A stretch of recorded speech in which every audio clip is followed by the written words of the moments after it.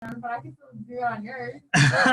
When you say do it, are you asking to read it or present it? Okay, so let's do this. So maybe first you can tell us who Lou Gehrig is. Lou Gehrig is like a famous Yankees baseball player, and he got a disease. Yeah. Disease. It's like when your nerves, your nerves like are slowly dying, right? I think so. Yeah, it's a degenerative. Yeah. Oh, it's so good. Okay, good. Are you too excited to be able to read it out loud? Do you want to read it or do you want me to read it? I'll read it. Okay, so let's make sure everyone has a copy first. Okay, so did I give you the wrong thing, Leia? No, I just feel like I remember it being longer. No, I think this is it, right? It's a very short speech. Very short. Yeah, okay, so Emily, so let's just read this first of all, just email Emily, did a good job. Lou Gehrig, 1903 to 1941, was an American baseball player, first baseman who played Major League Baseball for the New York Yankees for his entire career, 17 seasons. Gehrig was renowned for his prowess as a hitter and for his durability, which earned him the nickname the Iron Horse. This speech was delivered at an appreciation day held in his honor on July 4th, 1939. Gehrig had recently learned that he was suffering from an amyotrophic lateral sclerosis, an incurable neurological disorder that has come to be known as Lou Gehrig's disease. Although Gehrig was a reluctant speaker, the fans' chant of "We want Lou" brought him to the podium to deliver a powerful and heartfelt speech. So Emily will read, and I will display the text on this, or you can follow along inside. Fans, for the past 2 weeks, you have been reading about the bad break I got. Yet today, I consider myself the luckiest man on the face of this earth. I have been in ballparks for 17 years and have never received anything but kindness and encouragement from you fans. Look at these grand men. Which of you wouldn't consider it the highlight of his career just to associate with them for even one day? Who wouldn't consider it an honor to have known Jacob?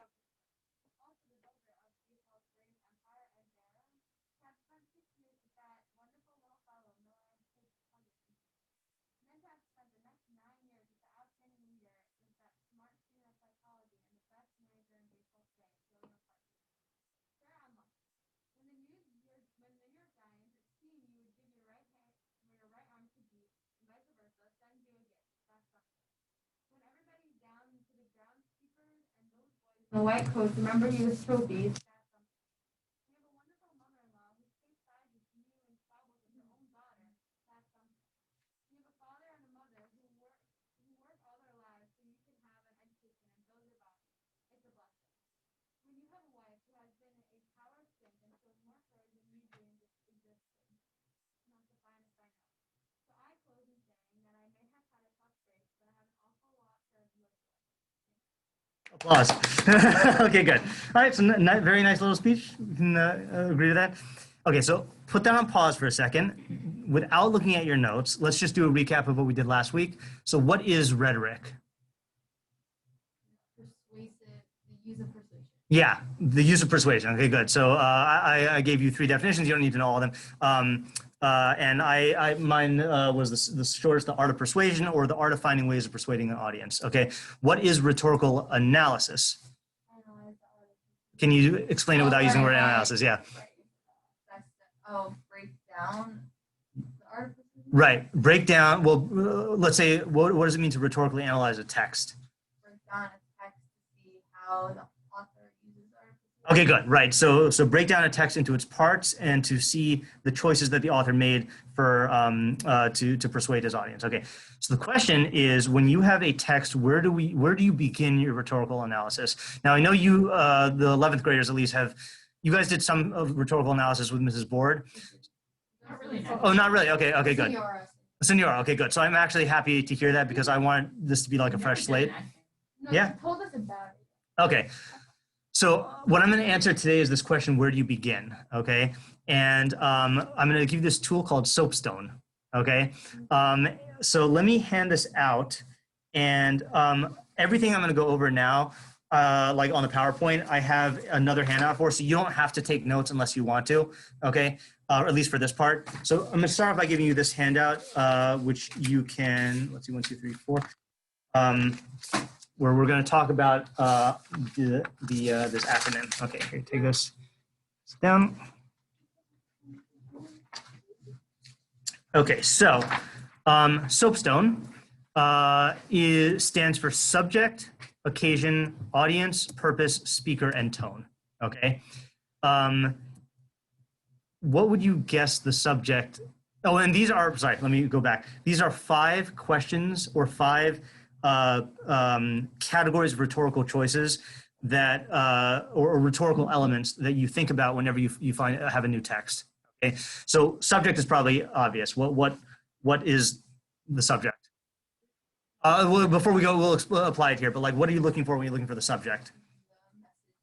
Good, the message of the speech, right? So the message, the topic, the main idea, the question that it aims to answer. Again, this is the stuff I'm gonna give you notes for, so you don't have to write this down. Occasion, what do you think the occasion refers to? When it happened and what prompted it. Okay, good. Those are actually the 2 exact things, when it happened and what prompted it. So the time and place a text is written or developed, the situation which prompted the text, and I divide this into 2, I think I have this on the sheet, context and exigence. Context is the circumstances, atmosphere, attitude, events surrounding a text. Actually, let me just give this out now, I might as well.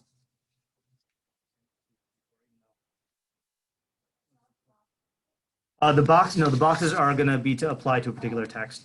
1, 2, 3, 4, 5, there you go. So context is you're familiar with in everyday speech, right? Like what's the context of the statement? What was the context of the speech? Exigence is a new word. I doubt anyone knows it. I certainly didn't know it. Oh, I did? Oh, okay. Yeah. So exigence is literally. Did I give it too many? Whatever. Well, now it's contaminated. No. Yeah. So exigence literally means the urgency, and it is the thing that prompted the speech to be given now, or that the text to be written now. Okay, you can write a bunch of stuff for the same purpose, but it doesn't mean that you had to have written it right now. Okay, like for example, let's say the text is a speech about how anyone have a birthday coming up? 4 months. 3 months. Me too. Is it August? September? Yeah. October. Next month is my birthday. Okay, next. All right. So let's say someone gives a speech about how great Leia is, right?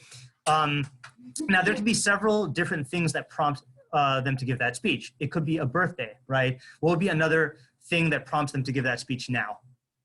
You notice the quality. It could just be an observation. The observation leads them to make that that speech. What would be another thing that would prompt them to give that speech right now? It's a little mean, but Leia's on her deathbed. Okay, right. If Leia's on her deathbed, right? You've been thinking about Moshe lately? Moshe being in the parsha? No. Yeah. Okay. Right. Or let's say Leia's in a bad mood and someone wants to cheer her up. So these could be different things that prompt the same speech to be given to her. Okay. So that's exigence. Audience is the listener, viewer, or reader of a text. And remember, text here means either a written text or a speech. And there's 2 audiences, okay? The immediate audience is the main one that the text is actually being delivered to. The mediated audience is secondary audiences that the reader had in mind. So speaking of Moshe Rabbeinu, right? We're in Sefer Devarim, it's Moshe giving speeches. It's Moshe's speeches. Who is the immediate audience of Moshe's speech? The people then there. The people then there, right? The Bnei Israel there. And who's the mediated audience? Us, right? And future generations of Jews. Okay. The purpose, also self-evident, is the goal that they want to achieve through the text. Okay. Oh, good question. So can anyone think of how purpose is different than the subject? Yeah, Emily? Purpose is like why they chose that to the subject to write about or to say about. Subject is the content of the text. Okay, that's good. Anyone want to add to that? Yeah. It's like, do they want to persuade you? Do they want to inspire you? Okay, good. Right. So let's take, for example, I could give a speech about the American Revolution, okay? And I could give that speech to inform you about our history. I could give you that speech in order to inspire you to start your own revolution. I could give that speech, it could be the same subject, but for different objectives, okay? And I'm glad you asked that question because sometimes it's a little slippery to differentiate between subject, exigence, and purpose. Okay, and this will take practice to have to get into that mode. Okay, and we're going to go through examples in a second. And the speaker is the person or group who creates the text. But like we said yesterday, I think like Alicia said yesterday, right? People are very complex, right? There's lots of different aspects of people. So for example, let's say right now, I am speaking as Rabbi Schneeweiss, the English teacher. Next period, I will be speaking as Rabbi Schneeweiss, the Nach teacher, right? When I call my mom on the phone, I will be speaking as Rabbi Schneeweiss, the son, right? So there's different roles that each person can play. And the term we use for that is persona, which is the character or the version of yourself that you are showing to the audience or that you're projecting forward. And that could be different things. So when you think about the speaker, you're not just going to be like filling in a name. You're trying to think about how is the speaker depicting themselves, or what aspect of themselves do they want to show. I think actually the word persona, I think it's literally from the word mask. Okay, that was not a coronavirus reference, but like, you know the style of Greek masks of like the full like, you know, Like a Phantom of the Opera type? no, like a masquerade type mask, I think. Like, you know, well, actually, that's not a good example. Like you hold it on a stick and like it's in front of your face. Covers your whole face. Yeah, right. So like you could play different characters by holding up different masks in front of your face. You know, I think that's where it came from, if I remember correctly. Okay, so now let's apply this to the speech, to Lou Gehrig's speech. Oh, sorry, and tone. I forgot the tone.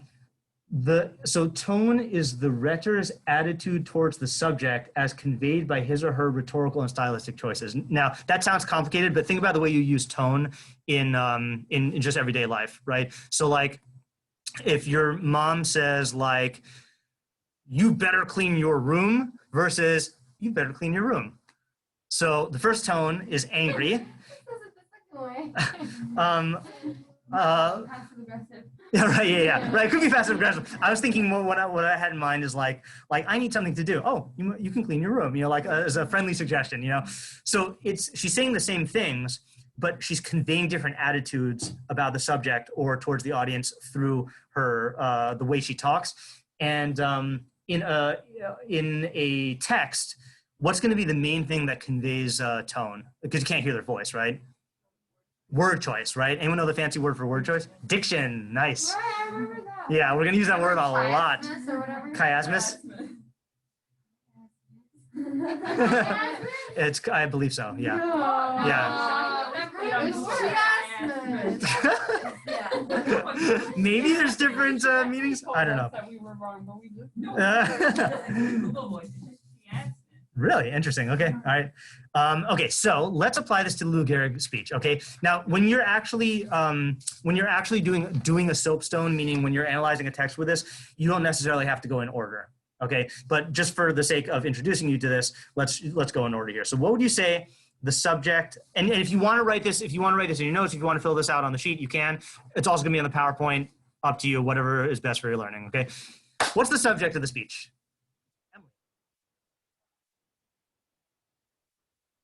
Okay, good. Him saying thank you. And by the way, there's no right answer. There's no one right answer to these things, but there are wrong answers. And sometimes there are multiple answers. Okay, if you look back at the speech, so part of this is a thank you, right? Anyone else have a different answer for this? I think it says farewell. Okay, right. Saying farewell is definitely a thing. It's a goodbye speech. I say it's like appreciated. Conveying appreciation. Okay, good. Yeah. Good. I said Lou Gehrig's gratitude for his good fortune despite the bad break of his illness. And you notice how I'm doing this in a sentence, okay? I find that it's very easy to say a word or two, but you're not gonna get clear thoughts from that. So if you can formulate it as a sentence, it's much better, okay? So it's his gratitude for his good fortune despite the bad break he got, okay. Occasion, what's the occasion of the speech? And if you think about it, what is the context and the exigence? What was going on around at the time, and then what prompted it to be said now? Emily, I'm gonna call on you last because you've thought about it more than everyone in the class. Okay. That's a praise of you. That's not an insult. Yeah. Listen to you. Yeah. So what do you guys say is the occasion, context, exigence? Well, you said that you were chanting his name. Okay, good. So the chanting of the name, I actually forgot to put that. The chanting of the name is what actually like pushed him over the edge to speak because he wasn't going to speak. Right. Good. What else? Impromptu. It was impromptu, yeah, and that's probably also why it was so short. End of life. It was his last game, right? Good. What do you say, Ayala? End of life contemplation. Okay, good. Because he was dying and everyone knew he was dying, then that created a particular type of urgency, right? The fact that this might be the last time he addresses the public, and this was his last game, and he might have wanted to convey like his final thoughts in some public way. What was the actual day that he gave this on? July 4th, which in this year was Memorial Day. No. It is Independence Day, but that's every year. What about this particular year? You could. Appreciation Day. Yes, Lou Gehrig Appreciation Day, right? And remember, for all these answers, what you're trying to do is you're trying to think, did this influence his speech? So do you think that the fact that it was Lou Gehrig Appreciation Day, right, that definitely influenced it, right? Okay. Is the fact that it was Independence Day, did that influence it? Maybe, but no, there's no evidence of that, right? Yeah, there were more fans in the stadium. Okay, that could be, right? That could be. And this is why not every aspect of the occasion is relevant to the speech. And this is a great example, right? The fact that it was Independence Day, that doesn't show up anywhere in his speech, okay?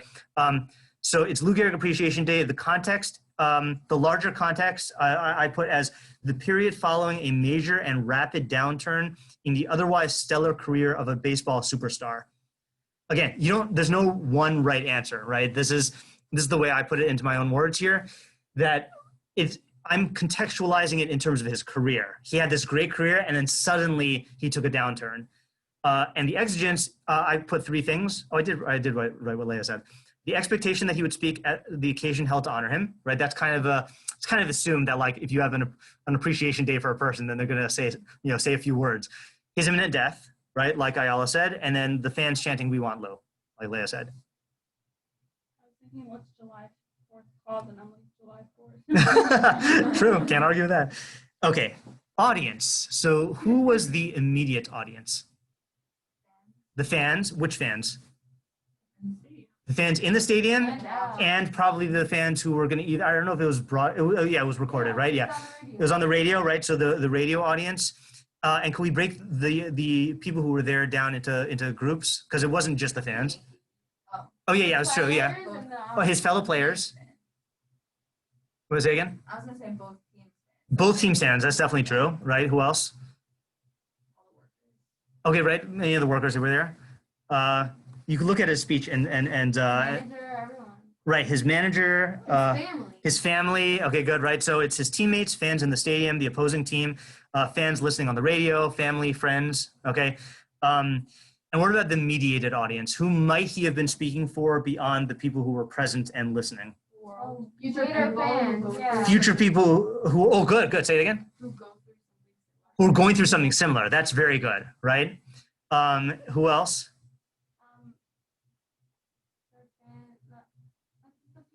Future fans, okay, right? So maybe, okay, right. It could be future fans. It could be the kids of these fans. Anyone else? Anyone to realize like their life and what they have around them. Okay, good. Anyone who is in a position to have gratitude, right? He might be speaking about that. What do you say, Elisheva? Us, right? Yeah, students, right? Okay, yeah. Now, it's true, students, but what kind of students might he have had in mind if he had them in mind? He's probably not English students. Right, students of baseball history, right?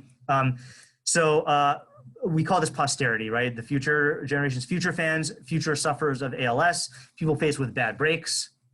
Okay. ALS? ALS is what we call Lou Gehrig's disease. Yeah. Yeah, it's the same I thing. have no idea. Yeah. Yeah, that's what that was the word I struggled to read, right? Auto. Amyotrophic Yeah. lateral sclerosis. Yeah, yeah. That's. I think so. I mean, it's also a degenerative neurological disease, but I don't know. Was he like at this point able to stand? Lou Gehrig, yeah. You can listen to his speech on. Yeah, I played it for you guys. Yeah, Emily, did you ever find one without the annoying echo? No, that's What? Oh, now you're. That's what made it like. No, I remember hearing it. I don't remember seeing it. Because it's him in the stadium, and this is 1939, so recording technology is not so good. If you find one, I was going to show you the video, but I got so annoyed by I that. have a link. Yeah. Okay, yeah, you can share it with me if you want. Okay. It makes it more like There. yeah. Yeah, live. Okay, so what was the purpose? Say goodbye and say that he's so thankful for everything. Okay, good. So to say goodbye, to express his gratitude, right? To give his fans something to like feel good about. Okay, good. To give his fans, let's say, a positive closure, right, to the end of his career. So I put to thank his fans and teammates, to publicly acknowledge the acceptance of his fate, to say goodbye and end on a high note. Yeah. Maybe to show that he like, that even through all his bad stuff, he's still like happy and he's going good and he likes Right. Oh, good. So to comfort people who were worried about his own suffering, right? Going back to the question about, so you see, this does overlap with subject in a little way, but it doesn't have to. For example, tell me a reason. Okay, let's say you have a goodbye speech. Okay, can you think of a purpose for saying a goodbye speech that's not actually to say goodbye? You don't feel like it's Rebuke. Yeah, I was thinking about the fire example, right? Is right. right, exactly. Like, let's say you say a goodbye speech, not in order to wish your loved ones goodbye, but out of spite, right? To say like you guys are stuck here and like I'm out of here, you know, right? So you could conceive of a speech where it is a goodbye speech in subject, but the purpose is like to vent your frustration, to like make a scene, you know. So it doesn't have to line up. Yeah. Okay, and what about the speaker? So obviously it's Lou Gehrig, but what persona is he speaking from? And it's several, it's not just one. That's gonna be the tone, Someone who has right? wisdom. So say again? Someone who has wisdom after experiencing. Okay, someone who has wisdom after experiencing, okay, I hear that. Wait, what's the difference then between the like? The tone is the attitude he's conveying. The persona is the version of himself that he's presenting to his audience. Strong. Say again? Strong. Okay, so he's strong. Strong at heart. Okay, someone who is strong despite his suffering. Okay, good. What's an obvious type of persona? He's speaking as a what role? Baseball player, right? Okay, good. So the speaker is Lou Gehrig, but the persona is Lou Gehrig, the baseball hero, an ALS victim. You could say what you said also, someone who is strong despite the bad breaks. Now the tone is going to have the most. I mean, potentially the most answers because sometimes tone shifts throughout a speech. This one's pretty short, so it's going to be a fairly consistent tone. So what tones is he conveying? Remember, tone is the attitude he's conveying about the subject. No, This is definitely not whimsical. Hey guys, I got ALS. No, yeah. Attitude? What attitude is he conveying? Oh, gratitude. Yes, right. Gracious, right? Being grateful. What's another tone? I mean, is it tone when you use humor and if you're being funny? Yeah, humorous is a type of tone. I don't think that's what he's using here, right? Yeah, not the whole time. Yeah. Positive. Positivity, optimism, Like calm. calmness. Okay, good. I think he is trying to be a little funny, like with the whole when your mother-in-law. Yeah, the mother-in-law thing is a little funny. That's true. That's true. Yeah. A little funny. Let's Yeah, put it this way. Let's go back and check the tape and see whether he stopped for laughter. I don't. He did for that part. Okay. All right, could be. I put gracious, grateful, optimistic, joyous, accepting, warm, sentimental, reflective. Right. Laudatory. What does laudatory mean? What does laud mean? Oh, To praise. Yeah. It's probably related, Emily, to applause. But yeah, to laud is to praise. Hopeful. You could say inspirational, right? Inspirational is a tone. Say again. Praising, like filled with praise, so, right? Because he's praising his teammates and his family and the groundskeepers and all those How people. did he say this and not cry? Say again. I wonder how he said this and like not. He was happy. He was optimistic. Yeah, he was. That's true. Yeah, and then that's why maybe listening to it will be worth it. Okay. So this is our first example of doing a soapstone. Okay, we'll talk later on about why we're doing. I mean, you can see why we're doing this. Can you see how this can help you to set up for rhetorical analysis? Because now you have all the factors that you can think about for like why did he write what he wrote? Okay, let's do a second example. This is from our good friend, Dr. Einstein. Oh. And this is a letter to a little girl. That's Is this about the atom bomb? No. That's not good. The letter to a little girl. that's why I was laughing. I was like, yeah. In his spare time, he just would, he would write letters to little girls. No. But no, I know. Yeah. Wait. Did I give you the right one? Oh, sorry. I gave you that one. I'll give you later. Oh, so that one's for Adina. Oh. Yeah, I just passed out one too many. Okay, so Emily, did you do a paper on this one? No. Okay. All right. Would anyone like to be Phyllis and read as Phyllis? Sure. Well, no, that's not a little girl. Okay. Why are you doing so fancy? My dear. Oh, first of all, just read the information. Oh, sure. Yeah. Riverside Church, January 19th, 1936. And why am I making Leah read that information? Context. Context. Good. Good. He was that. I'm gonna sound so dumb. My dear Dr. Einstein, you have brought up the question, do scientists pray? In our Sunday school class. It began by asking whether we could believe in both science and religion. We are writing to scientists and other important men to try to have our own question answered. We will feel greatly honored if you will answer our question. Do scientists pray? And what do they pray for? We are in 6th grade, Miss Ellis's class. Respectfully yours, Phyllis. Good. Now we're not going to do a soapstone on Phyllis's letter, but like what important rhetorical elements did you notice as you were reading this in terms of who she is, what her purpose is, why she's writing? What did you notice here? Okay, good. Curious student trying to figure out answers. How old are people in 6th grade? I always forget this. 11. No, my sister's 12. 11, 12. I think 11 to 12, right? I think 11 to 12 is fairly common, right? Yeah. What would you suspect the exigence was here? What was the urgency that prompted her to write this now? Well, their class was talking Yeah, about their science class and was- religion. Good. Their class was talking about it. And if you had to guess, like, was this a voluntary letter or no, probably not, right? My guess is an assignment, right? I don't think 6th graders are automatically just like writing to Einstein, you know? Yeah. Okay. So we're already getting a little context here, and these answers will fit into when we do a soapstone on Einstein's letter, which is what we're going to focus on. Okay. Who wants to be Einstein? Emily? Anyone other than Emily and Leah? If not, I'll do it. Yeah, Eliana, go ahead. Oh, and first of all, let's look at the date, right? So the Phyllis's date was on January 19th, and Einstein's response is 5 days later. That's pretty good, right? To Phyllis on January 24th? Well, it looks like it was question was written on the 19th, and his response was written on the 24th. So they must have been local, right? I mean, it could have been express, but Riverside Church. We Yeah, should yeah, probably could- look up where that is. we should do that. Investigative journalism. Yeah, go ahead, Eliana. Dear Phyllis, I will attempt to reply to your question as simply as I can. Here is my answer.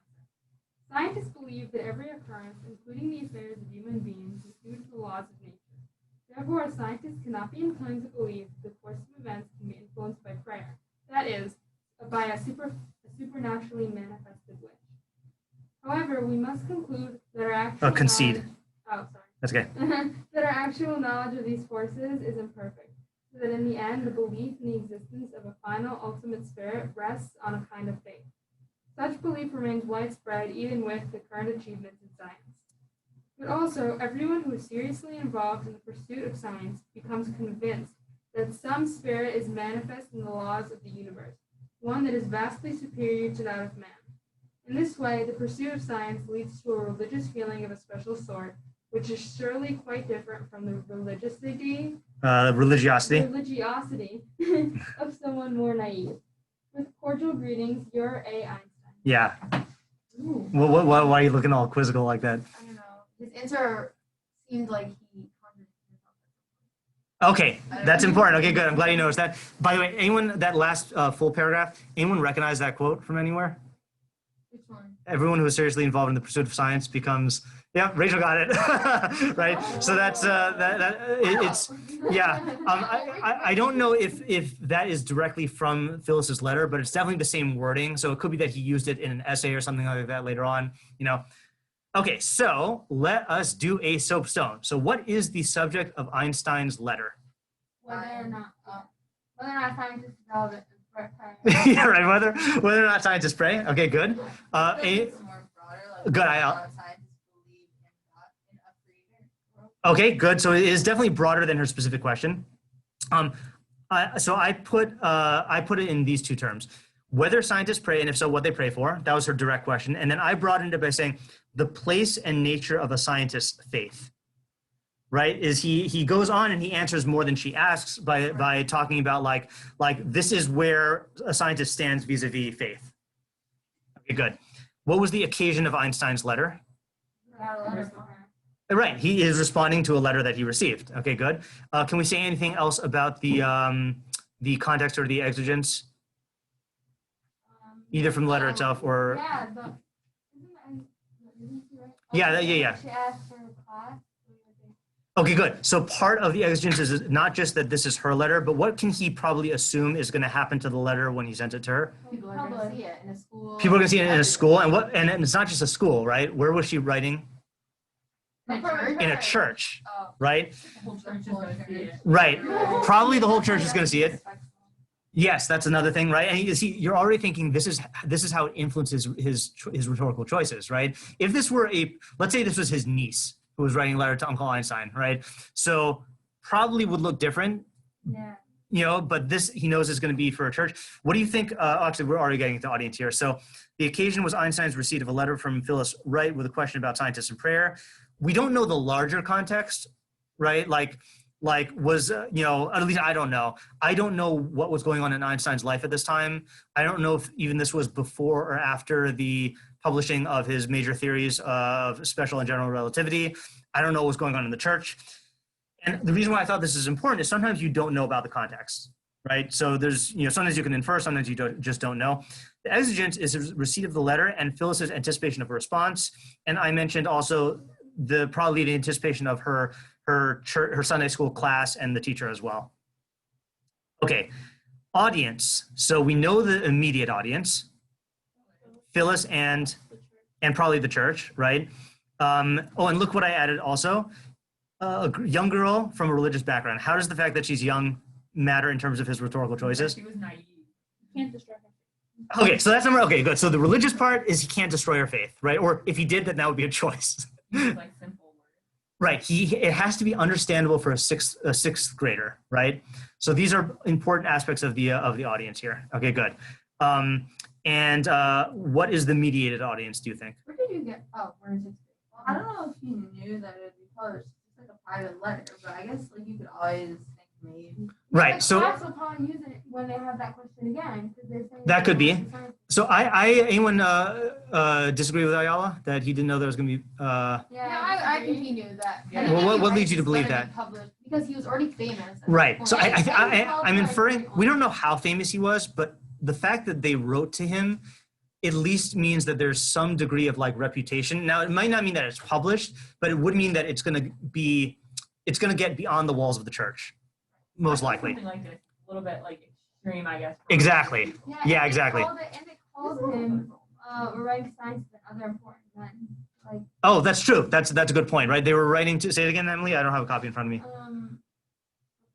they're writing scientists and other important men. Right. So we can assume from there that there was a certain amount of fame, right? But you're right. We don't know if it's going to be published per se, but it's going to get around. So the mediated audience is the public, right? Who Einstein assumed would one day read his letter, whether like that year or like sometime in the future. Okay.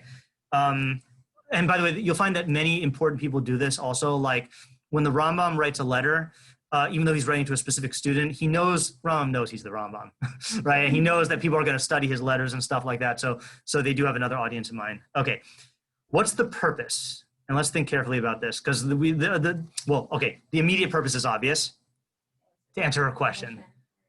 But can you think of a broader purpose he's trying to achieve in responding in this way? To show how science and religion coincide. Good, to show how science and religion coincide or overlap or don't overlap. Anything else? Maybe this is like the first time he took a stance on it. Okay, good. It might be to give like the renowned physicists, like top physicists, not official, but like, formal statement on this question. It also sounds like he's trying to give his opinion on religion. Right. Okay, good. So I said like this, to respond to Phyllis's question is definitely one purpose, but to provide a more mature philosophical framework in which science and religion are more connected than most people think. And that's what if you notice the tone, you notice that there was you call it a contradiction, right? So I would use a slightly different term, is that there's a, say again? A nuance. I was going to say like a duality, like, or an interconnectedness or an antithesis of like two things that seemingly don't go together, that he's trying to show what their relationship is together. Yeah. Because he doesn't frame it as a contradiction, right? He says that on the one hand, everything has to be understood as laws of nature, but on the other hand, there are, I just don't have it in front of me. What did he say? However, we must concede that our knowledge of actual forces is Exactly, right? Is that there is a limit to what we can know, and that's really where prayer and religion might have relevance. Yeah. I get that. Which aspect? Um, Okay, if you have a question later on, then I'll address it. Okay, speaker. So what? Obviously, it's Einstein, right? Oops, sorry. What persona is he? Who's what Einstein is he speaking as? What persona is he? Speaking for scientists. He's speaking for scientists. Good. He's speaking as like the authoritative voice on science. And what was that? An important man. Important man. Good. You're right. You're right. I should have included that. Anything else? Good. Yeah.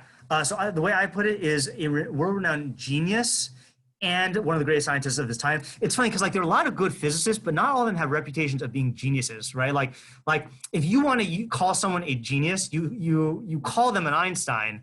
You don't call them a Niels Bohr. Niels Bohr was a physicist and he was a genius, but that's not his reputation, So like, what do you think? You're some sort of Einstein? Like his name is almost synonymous with genius. He also sounds kind of humble. So this gets into tone now, right? But also I feel like as the speaker, he's talking as just a man, just a person. See, I don't think he's talking just as a person because he is speaking in the name of science. Right? Can you take on two personas throughout? Yeah, you could definitely take on multiple personas throughout speech. Yeah. What was that, Sheva? I said he said science believe. He didn't say I believe or I. That's also true, right? This is not like in my personal opinion, Okay, now what tone or tones do you see throughout this? Assertive? Okay, so assertive in what way? Because assertive, when I think of assertive, I think of someone being pushy or like in your face, but that's not what you mean. Yeah, no, I mean that he knows what he's speaking about. Okay, authoritative maybe is a better word, right? Right. In other words, like he's speaking as an authority. Good. Thoughtful. Sounds like he actually thought about it. Good, right? Is that he's given thought to this, reflective, thoughtful. Leah, I think you said a good one earlier. Logical? It is logical. That's true. Humble? You said humble, right? How could he have said this? Like, think of other ways. Great, I know. Right, like, As well. a scientist. Yeah, exactly. As a scientist and a thinker and a genius. Yeah, I don't like these English accents. Yeah. Ayala, when you said that he could have destroyed her faith, what would have been an inappropriate tone to use that he could have used? Well, little kid. Angry? Angry. Yeah, aggressive. Passive aggressive. Annoyed, exactly, right? And in fact, if you listen to a lot of atheist scientists now today, that's the style, is that they bash religion, they make fun of people who have religious beliefs, and Einstein deliberately did not do that, probably for the best, okay? They call prayer a wish. It's like, I think giving it a negative connotation. Yeah, I do think that is the most provocative statement he says in the letter, because he's defining it as a. The ending seems a little bit like he's kind of saying like maybe some geniuses that are religious are smart, but like the naive people are. Yeah, that's. Could you just read the end one more time? I just don't remember what it said. He said, in this way, the pursuit of science leads to a religious feeling of a special sort, which is surely quite different from the religiosity of someone more naive. Okay, good point. Right. So, and I think that's what led me to say. He's trying to provide a more mature philosophical framework because he definitely shows his belief that his framework is more developed than the average religious person. Right, that's true. Now he's saying it, and this is where it's a delicate thing because he is saying that they're wrong or lacking, but he is not doing it in an aggressive way. Right, it is delicate, and you could say maybe he went too far. He didn't even call them out necessarily. I don't think it's Right. right. Would necessarily realize. Right. It's not like she's gonna feel. Yeah, I bet How is a sixth grader gonna understand? So that I'm sure the teacher will explain it, but I bet the teacher's going to feel a little like uncomfortable reading it, right? Yeah. So I put kind, right? Is that you agree? Personable, right? He's not speaking down to her. He's not condescending. At least not for a sixth grader. Intellectually honest. He's admitting that there's limitations to knowledge. Humble, a little poetic, right? Reverential, right? What does reverential mean? Great fear. Fear and honor? Yeah, not honor so much. I guess awe, right? Being in awe, respect, right? Respectful in a way. Now, by the way, when it comes to tone, tone is, I mentioned that there's like not necessarily a wrong answer and there are many right answers. Tone is the most difficult to read. Like you have to kind of feel and get a sense of it. So there's a lot of room for different opinions here, but you know, we can make arguments for whether our diagnosis of the tone is correct or incorrect. Okay, so that's going to be the slightly harder part. Okay, so this is going to be your homework, which is I'll pass this out, and I don't know if you guys have seen this before in any of your. I actually watched It's a new speech. Oh, you did? I watched them give it. Nice. I know this because after he gave this speech, patriotism in America went up a lot. Yeah. Everyone was So this like, is put the flag. George W. Bush's 9/11 speech that he gave on 9/11. Okay, so you're going to read it or watch the video or both. I'm going to post the video of him giving the speech. I think it's like a 5-minute video. It's not very long. Very powerful. Yeah, it is very powerful. You're going to do a SOAPStone on it on a Google form. And don't research 9/11, okay? Like use only the information that you know or the information provided in the text. After you submit your response, in order to save time, what I would like you to do is click, I set it up as a quiz. It's not actually a quiz. And I'm not grading you if you get answers wrong, okay? Like you're getting credit for doing it no matter what. But for your sake, click on view accuracy and look at my answers that I gave to each one and compare them with yours. Now, just because mine is different than yours doesn't mean it's wrong. Doesn't mean that yours is wrong. But just take note of what I said, how I said it. Did you miss anything? Did you have a different take on it? And if you have any questions, email me the questions so that I can address these questions tomorrow. Okay. Quick thing, hold on, because we're adding on time to the class. I'm going to answer any questions on what you have to do. Okay, I'm going to quickly answer your post-syllabus questions. I don't remember who asked what. In the syllabus, you mentioned that this class will earn credit at Turo. Will this class count if I was taking English composition class at Turo, or will it count differently? Ask Mrs. A. Fader. She's the one dealing with Turo.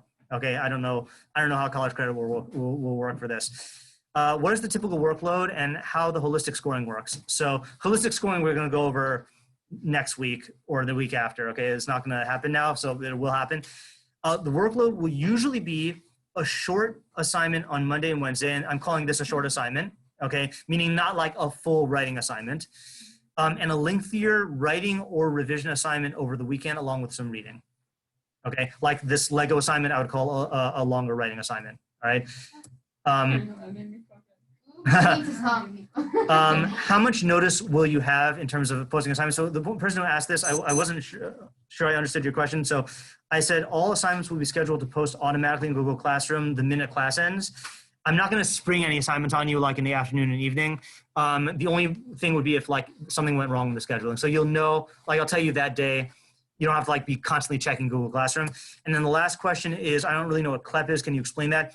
Basically, it's a standardized test published by a college board like APs and like SATs, and it's accepted by some colleges for credit, but I don't know which ones. That we'd have to investigate with Mrs. Fader also.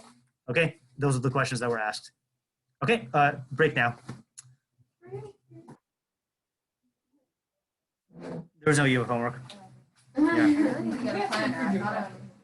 I know, I should also. I know, I also thought Yes. Oh, sorry, hold on a second. Let me just turn this off before I forget to stop the recording. Small thing. Like I almost forgot about that post